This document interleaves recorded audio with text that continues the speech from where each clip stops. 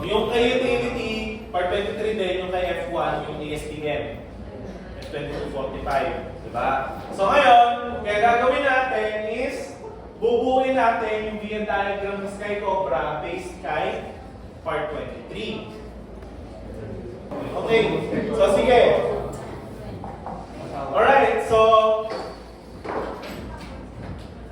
yun nga, yung activity number 1 is Venn diagram. Okay? So, for this activity, dalawa yung magiging para expected output.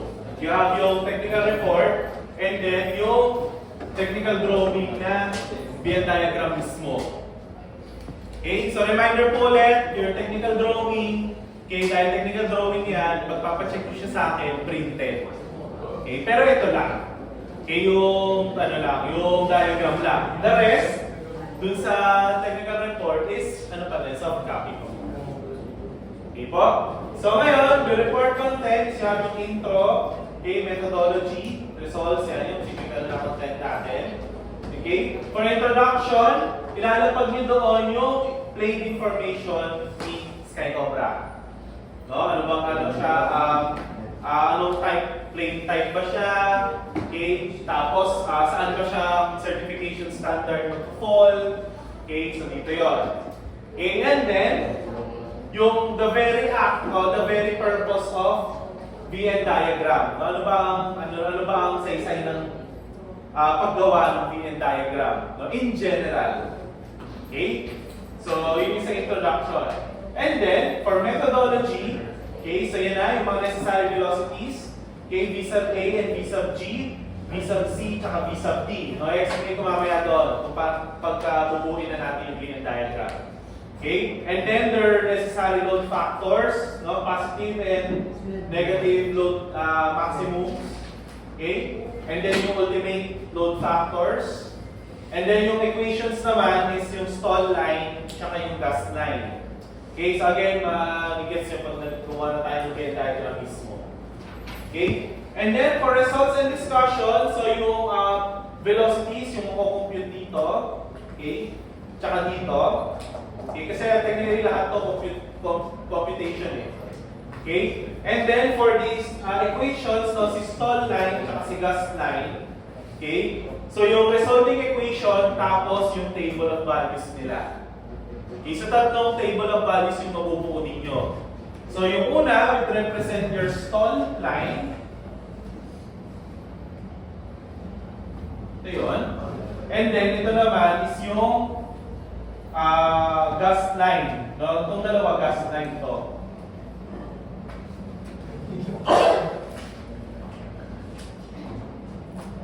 Okay? So bakit dalawa? Okay, actually kasi, pag nakita nyo dito, pag bubukin na natin yung gas line, okay, dalawang equation yung makukuha mo.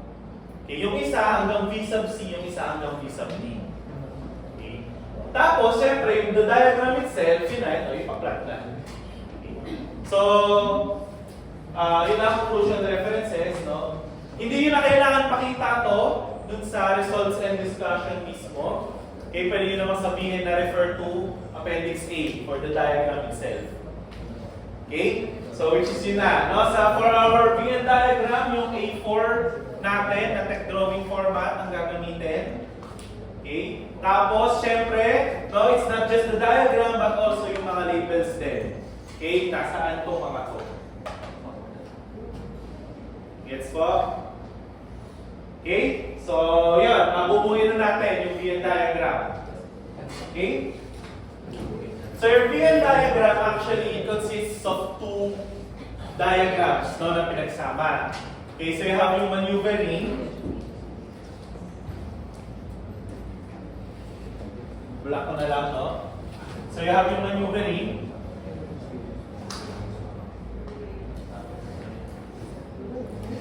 Okay, so I'll represent that as this black line, no? And yung gas diagram. Okay, which yung pula naman ang i-ano dyan. Okay, so start tayo sa maneuvering diagram. Okay, so since kayo po ay chromatic plane, okay, ang pinakauna yung pong makukuha is yung mga maximums at yung ultimates, no? Yung mga load factors na yun. Okay? So yung una yung makukuha.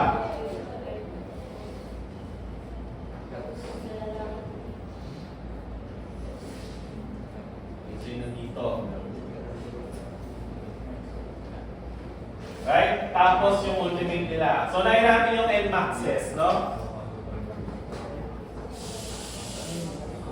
Okay? So, since kayo po ay acrobatic plane, so medyo madali na yung Nmaxes ninyo. Kasi, constant value na agad.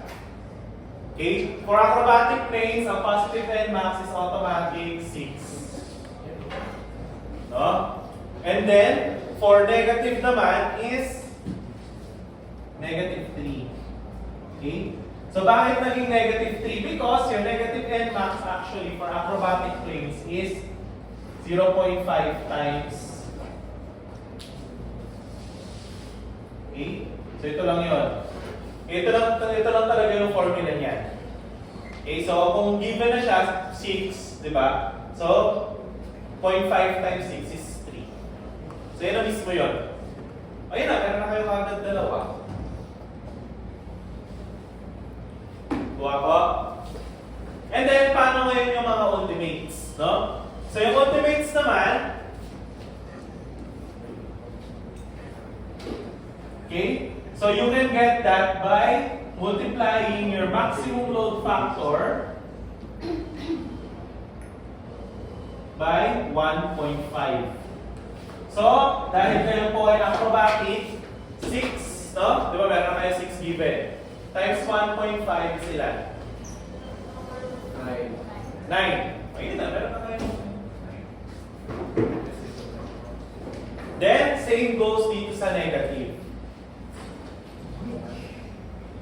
Okay? So, dahil meron na kayo yung negative 3, ano na ngayon yung negative ultimate load factor?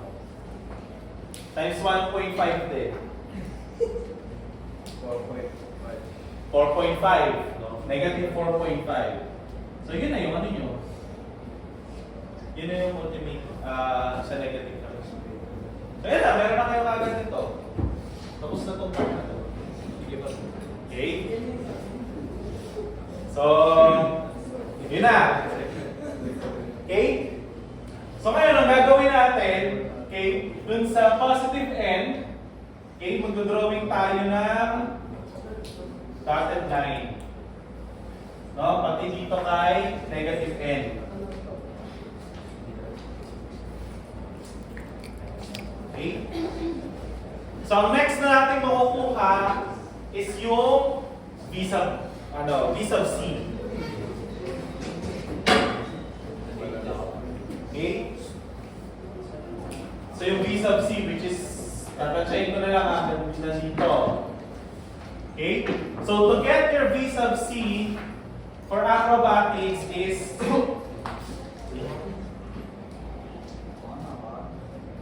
okay? So, yun lang. 36 times square root of W over S.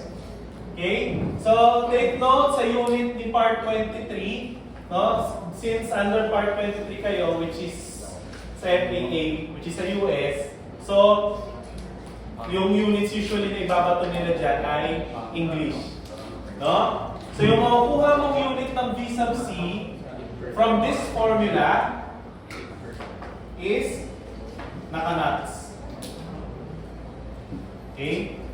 And then, dito, yung gagamitin na W over S is dapat naka-pounds per square feet. Okay? So, yung W is your gross weight, S is your wing area. Pero take note dun sa units. Clear po? So, sige, compute na natin. Ano ba yung W over S ng Skycobra?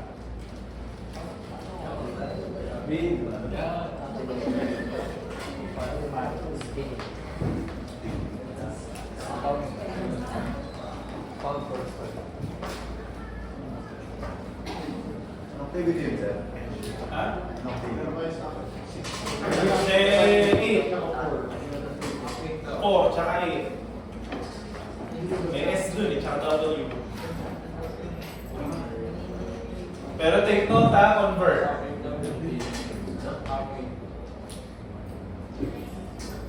Okay? So kailangan, ang ano dito is kailangan malaman mo muna yung W over S kasi may condition to. No, na kailangan may condition siya na if ever may lalagpasan na value. Okay? Kaya napakompute ko na. Kilograms na dito, sir. I-convert. Newton. Revenue take 0.1355. 758. Opo. 0.1355. 1355 divided by yung wing area, naka-square feet.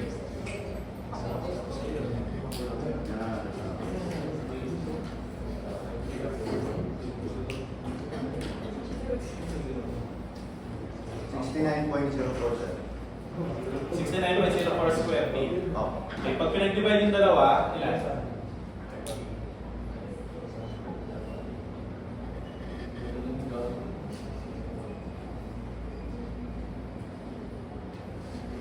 $10.98, sir. Ilan? 10.98. 10.98. Ayun, so yun na dito sa loob.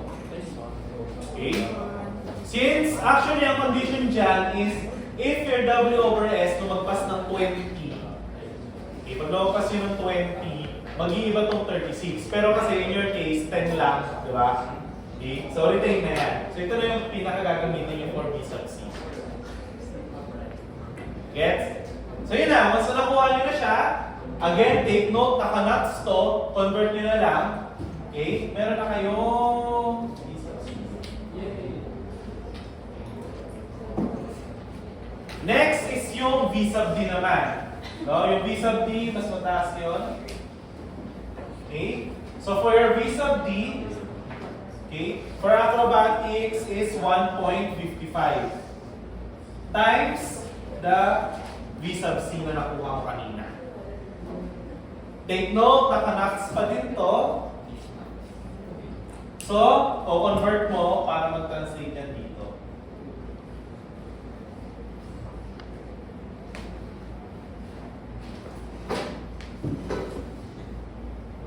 Gets? Okay? So,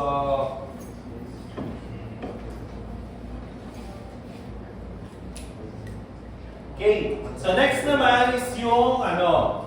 Okay? So, yun na. Meron na tayo nung ito. Meron tayo itong dalawa. Sige lang siya bilis. Right? So, now proceed tayo dun sa A. Tsaka dun sa G. No? So to get V sub A and V sub G, actually, gagamit ka na nitong stall line. Okay. Pero medyo pwede natin gamitan ng pwede natin ngayon gamitan ng shortcut. Okay, shortcutin na natin. So to get your V sub A, okay, so you need your stall speed. So, saan ito makukuha? 8. Diba? Yun. So, your stall speed times square root of your positive load factor. Okay, so in your case, since 6, so square root of 6. Yun na, may bisa A ka na. Gets? So, ngayon, paano siya ngayon magta-translate dito? Okay? So, bubuhin, para makuha mo siya dito sa graph, bubuhin mo na yung stall line na tinatawag. Okay? So, your stall line, okay, is simply this equation lang naman.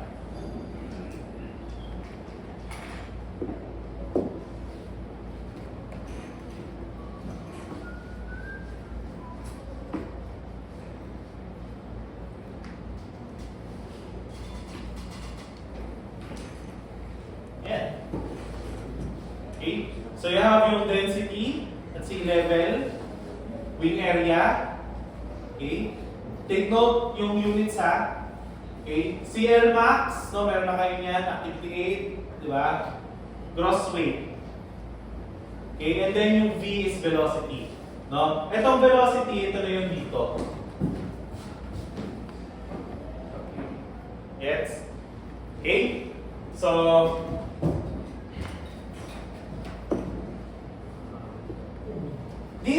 dito actually, hindi mo na kailangan mag-convert. I mean, hindi mo na kailangan i-convert to English units. Okay, ang importante lang dito is dapat lahat ng units nito mag-cancel each other para walang matirang unit kay load factor. Okay. So, hindi mo na kailangan i-knots, hindi mo na kailangan i-pounds per square feet. Okay lang. Gets? Since yung given naman talaga natin is naka-meters per second na. Gets done?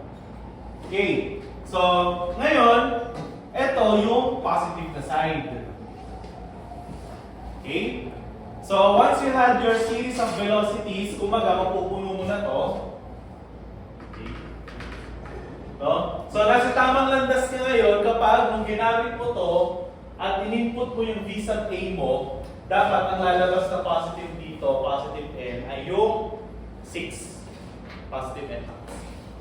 Dito. Sa pinakadulo. Gets?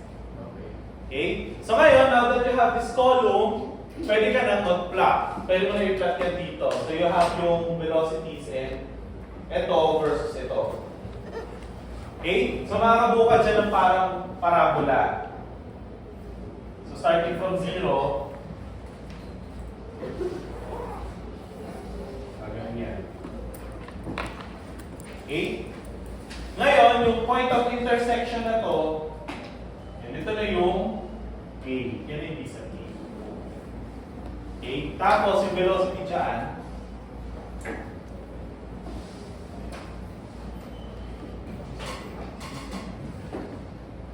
gets? Okay, so yun, another check ulit yun, mula sa tamang landas pa kayo. No? Nung pinlock nyo yung graph, yung point of intersection nung NMAX na line, saka yung nabubuong curve, no? Yung velocity dapat doon is also your V sub A. Which is also dapat mag-a-agree dito. Gets po? Okay? Ngayon, paano naman yung G? Okay, yung G. Okay, for your V sub G naman, okay, halos ganito lang din.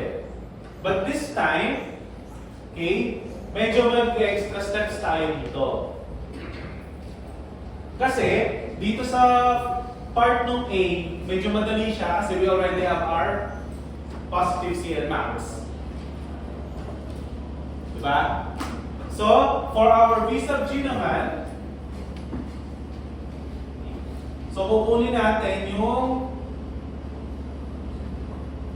negative na stall times square root of yung ating ending naman. So magiging 3 lang to. No? So negative times negative 3. Diba? So ngayon, paano makukuha itong VS minus? Okay? So yung VS minus mo, okay, yung VS minus natin, okay, so hindi siya ginamit anywhere, no? Ngayon pa lang ito malilitaw. Okay? Actually, same lang siya dun sa stall natin dito. Sa positive. With a major difference.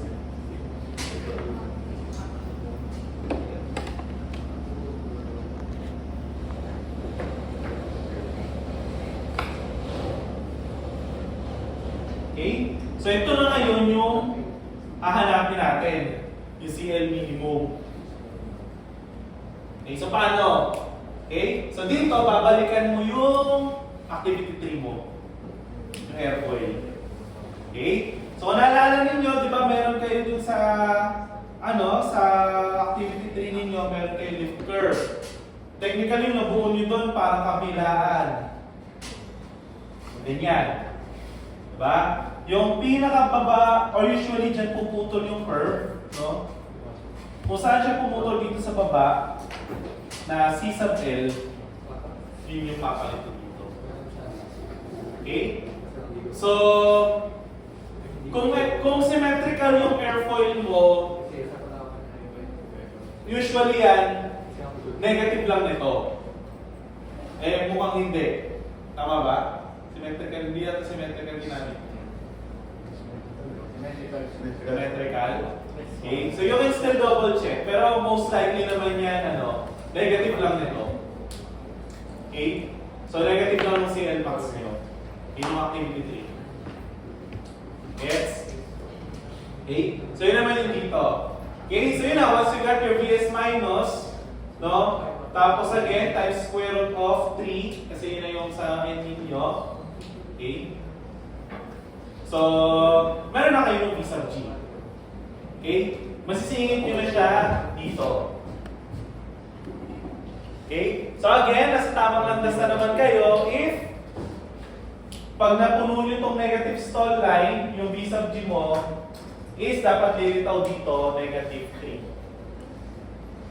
Gets? Okay? So your stall line naman for minus, same lang din. Okay? It's just that papalitan mo ngayon itong CL max nung CL min mo. Okay? And isama niyo yung negative para negative yung ilalabas niyang value.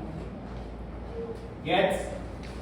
Okay? So yun na, may third column na kayo dun sa stall line. Okay? I-graph nyo ulit yun. This time, it's the first column versus the third. Okay? So, ang mangyayari yan, may mag-graph na naman kayo dito.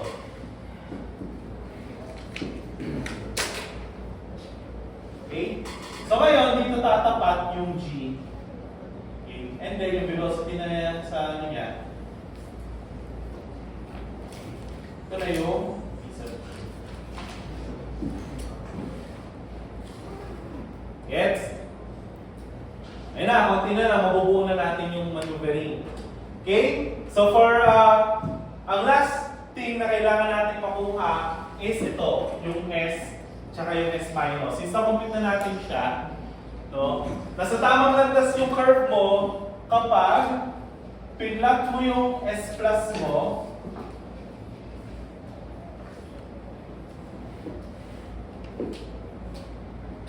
okay, itong stall mo talaga, yung actuate, kapag pinlock mo siya dyan, dapat tatapat siya dito sa 1.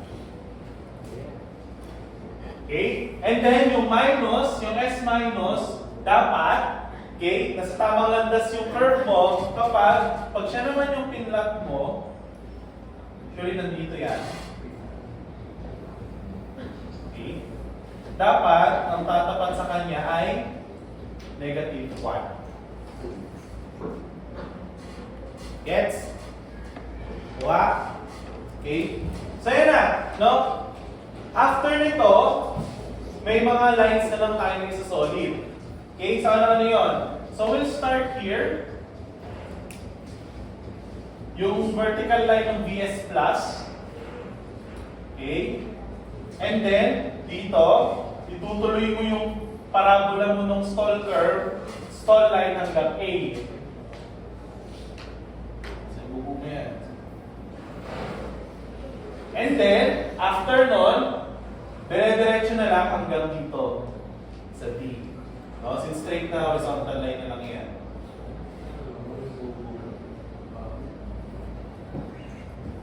And then, straight na pababa hanggang dito sa negative n.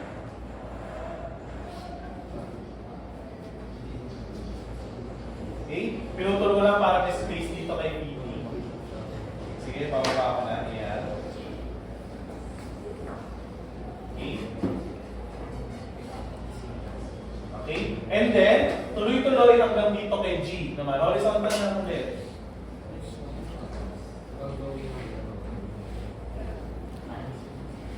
And then, finally, pa-follow mo na yung parabola mo hanggang dito kay VS minus na point. And then, katulad nun dito, iangat mo na diretso dun sa axis. Yan na, meron ka ng maneuvering diagram.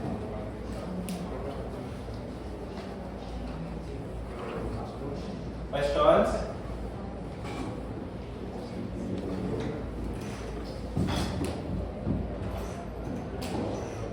Questions? Alin? Anong BS ka, sir? Alin? Saan? Dito? Yung stall speed nyo. Galing 8 yun. Aki.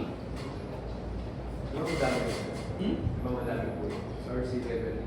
Sea level lang, sea level. Sea level lang tayo dito. Sea level lang muna. Okay, so ito sea level lang din.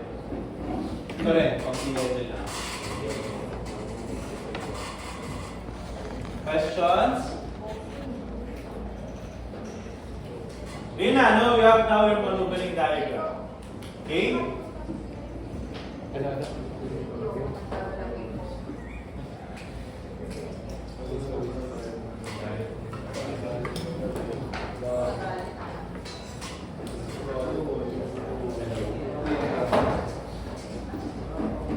So ngayon, ang next naman is yung gas, no? Gas diagram naman natin. Okay? So for your gas diagram naman, okay? So una, kukunin na natin itong dalawa, yung gas line na to. Okay? Open it up. Okay, dito na lang. Okay? So for your gas line, okay? Yung gas equation kasi, ito yung general formula niya.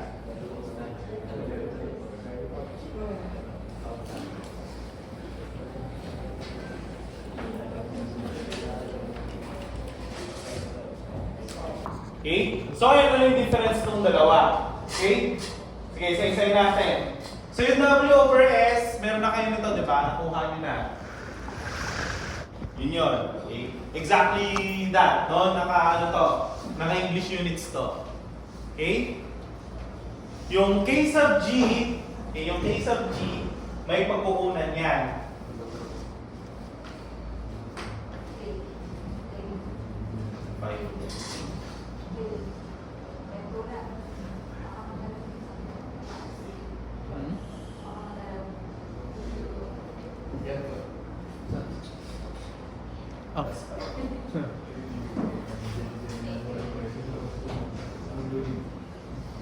Okay, so ito yung formula ng K sub G.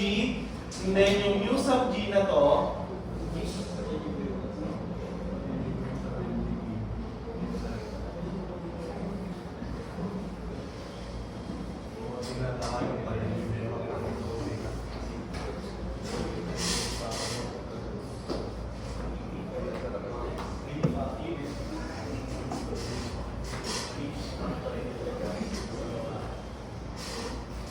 okay?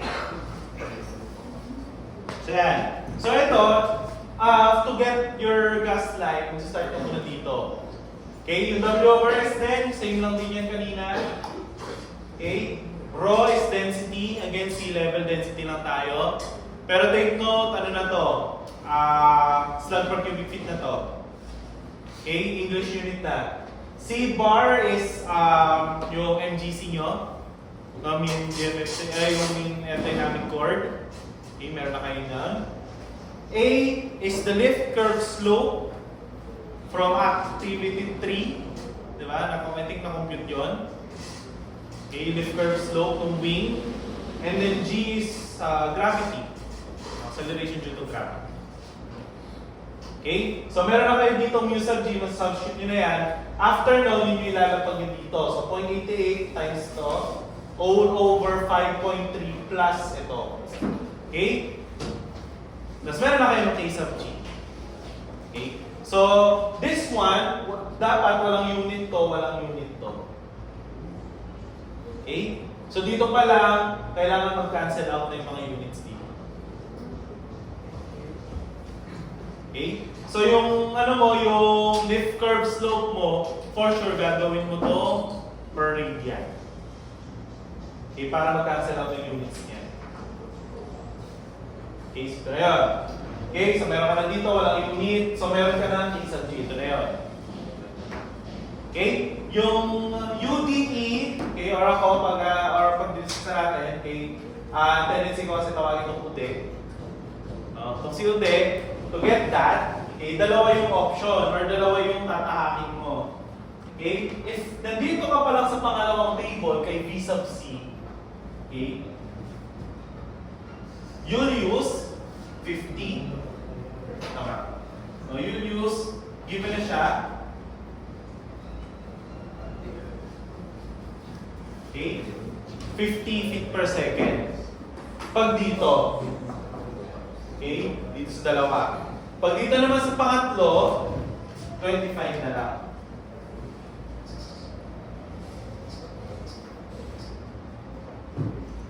Okay? So ito yung for VT. So ito yung for VT. Okay? Yan. So yun yung sa UTE. Gets? Kuha? Okay, so yan na. Dalawa na yan. Kaya dalawa na yung mabubuo mong line. Well, apat actually kasi positive, negative pa. Okay? And then, your A, again, with curve slope ulit yan. So same lang na ginamit dito. Okay? And then yung W over S kanina dito. Yung ginamit ko rin dito. Okay? So, pag sinubstitute mo all in all, again, your velocity, ito ulit yun.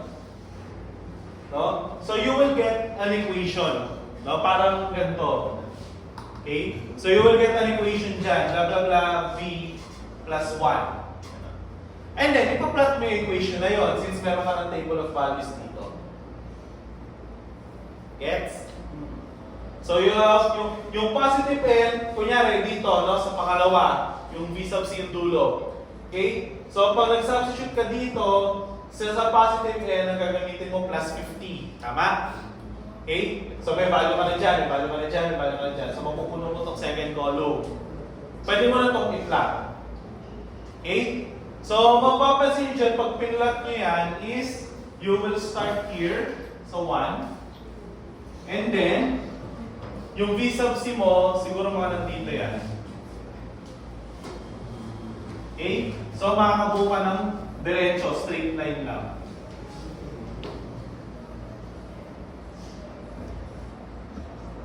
Okay.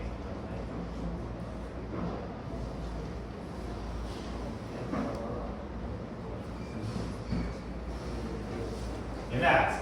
So, yan na yun. Yan na yung, itong part lang na to. And then, itong nasa negative naman, actually, mirror lang nito sa 1. Okay? So, bababa lang din yan. Halos same lang din yung ano. Medyo lang dito, siguro.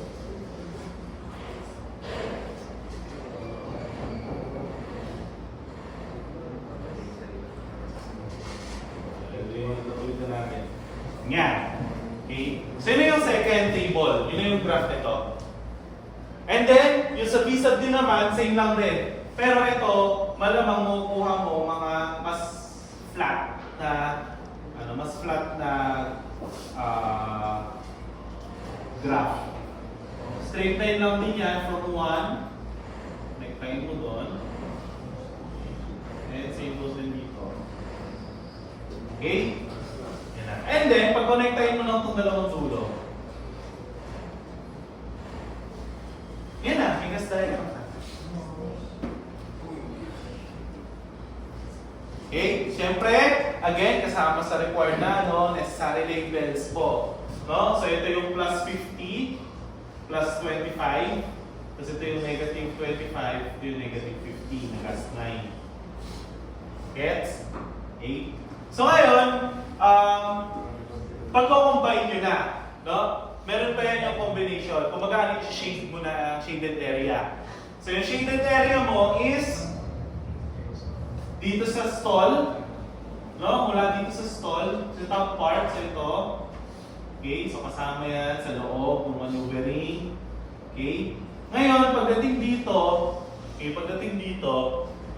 mag-e-extend pa angat yung, mag-e-extend pa angat yung shaded portion. No, kasi di ba yung maneuvering hanggang dito lang.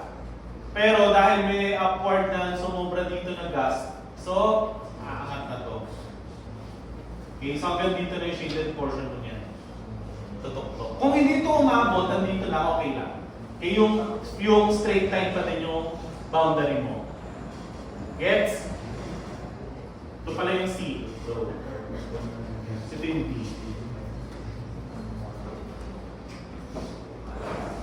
Okay? And then, after nun, no, hindi siya puputol, puputol ngayon yung gas line mo dito. Okay? So, yung shade, itong corner na to, kasama pa yan sa shaded portion.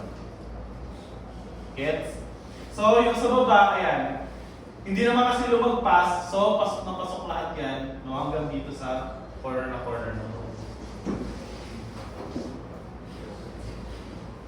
Okay? And then, yung pinaka-corner na to, pinaka-sulok, that will be your point E. No? Okay, wala kang point F kasi actually yung point F mo nandito na sa loob, pero magkakaroon lang yan kapag lumagpas dito sa ilalim.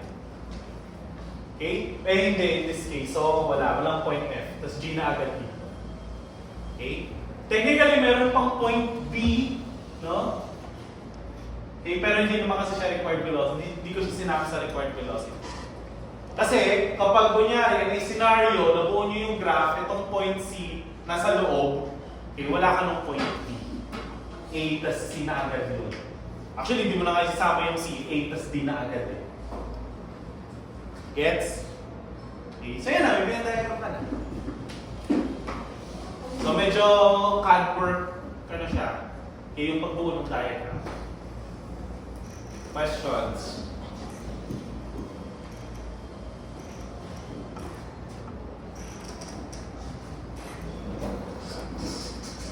Again, this is an entire class activity na, no? So, okay, I do expect, okay, na by next week, okay,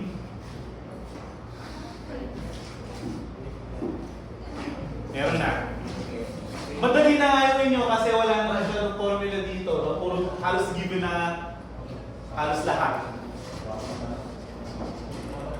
Okay? Word of advice, no? Kung hindi kayo sure kung anong unit yung gagamitin, lalo na dito, okay, kung hindi kayo sure kung anong gagamitin na unit, you can consult yung part 23 mismo. Yung Venn diagram ng part 23. Kasi ano na siya parang, well, technically, batas naman na yan. So, maraming, ano na dyan, marami na, kumaga madali na siyang i-search. Yung Venn diagram ng part 23. Okay. So kung hindi kayo sure dito, okay? Lalo na kasi dito, yung V dito is naka-nuts.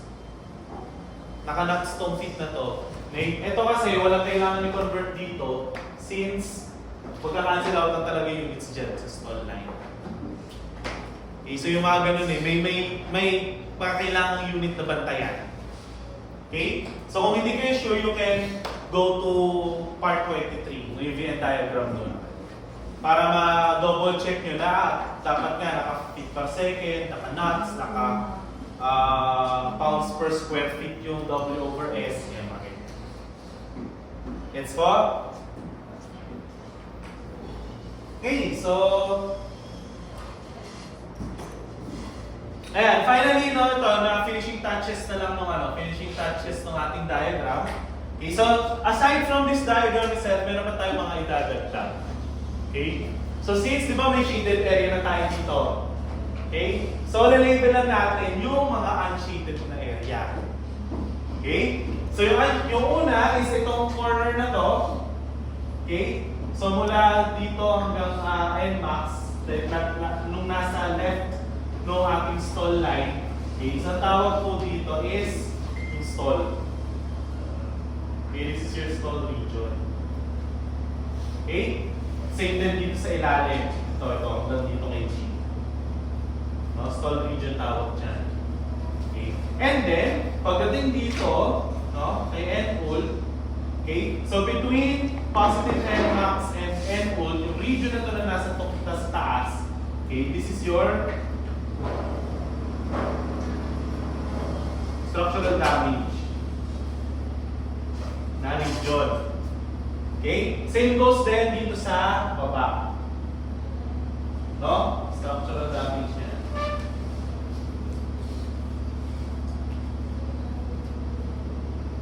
And then finally, lahat ng nandito ngayon beyond V sub D, no, yung nandito, okay, is your structural failure na yan. Okay.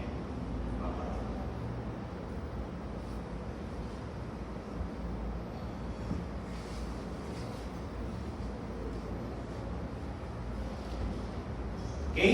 And then same goes dito sa taas.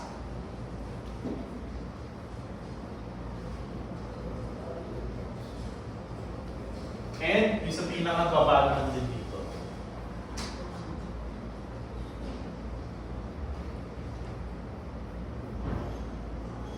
Okay?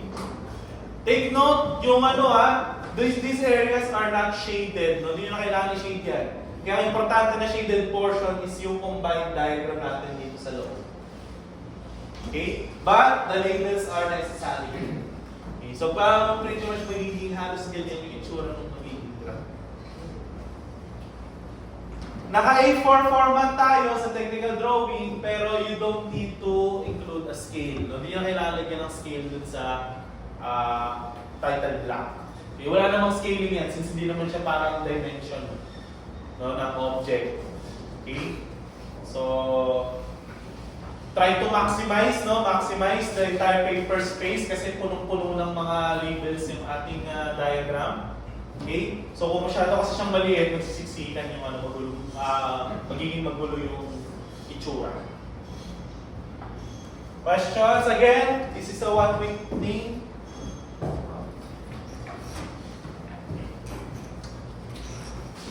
So, I think you can can actually start. No, once na, Okay, kasi, ilan lang naman ang as you can see, ilan lang naman ang kailangan ng values dito. Okay, wala naman siyang kinalaman sa 8 at 9. Okay, so, yun lang naman.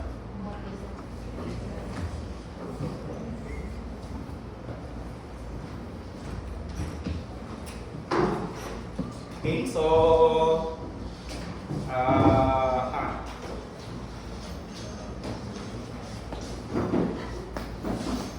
Ganyan pa yung color scheme. Hindi naman. Yun lang yung marker na meron ko. Maririnig sa video. Okay, so nga pala, heads up ko na kayo. I mean, announce ko na rin, no? So,